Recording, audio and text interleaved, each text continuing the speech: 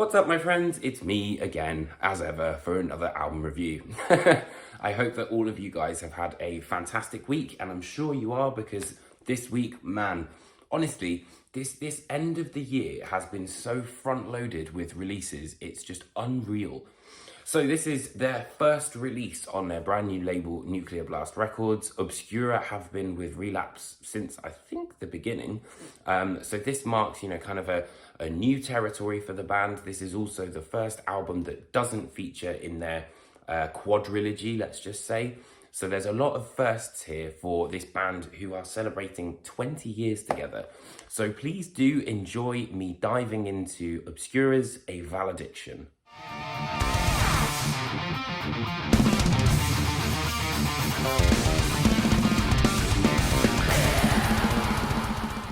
So as I mentioned, Obscura's new album, A Valediction, says goodbye to this sort of, four-part series and introduces a new idea of rebirth. As you can see from that sort of circular cover, obviously things are cyclical, which means it, repeats itself.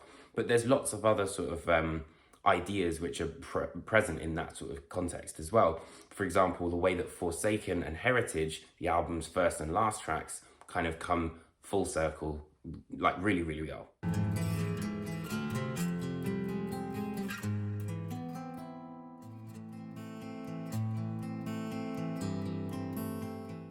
And ironically, the band are pushing the boat out by making things more simple. Things are more condensed.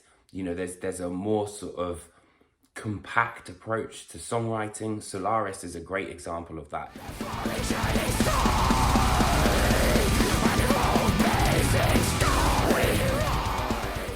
There are also, of course, classic Obscura tropes, like the signature do do do do do do do do do.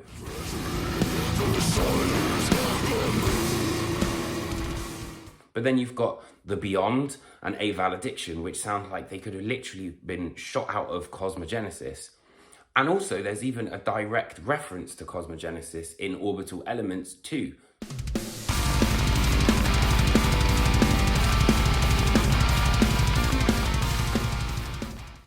In Adversity, though, I think is probably my favourite example of how Obscura really changed things up.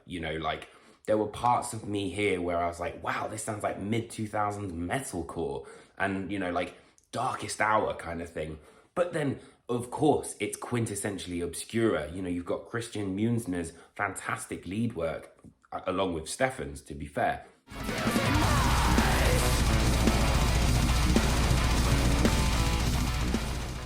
There's also even a guest appearance on When Stars Collide from Soilworks' Bjorn Speed Strid.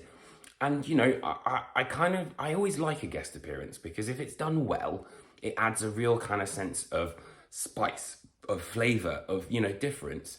And especially when you think of Soilwork and Bjorn, especially like his vocals, are incredibly melodic. And when you've always kind of had these kind of like sort of vocals in Obscura, it's a great contrast.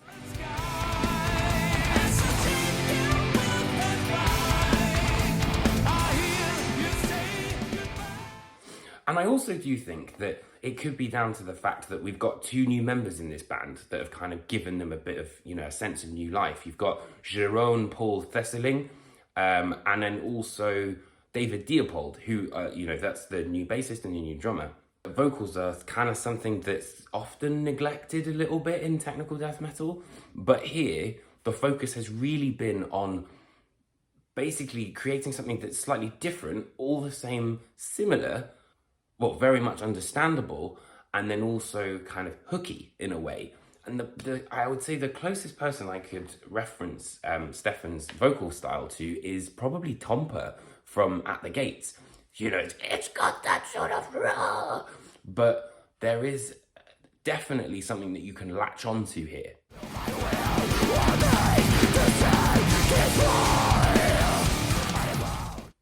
I also want to mention as well that Forsaken has that signature, like opening of the gates that I love with an Obscura album. Like we've had it on Omnivium, Cosmogenesis, Acroasis, like Diluvium as well. It's always that sort of like ceremonial opening of the gates before you're into like.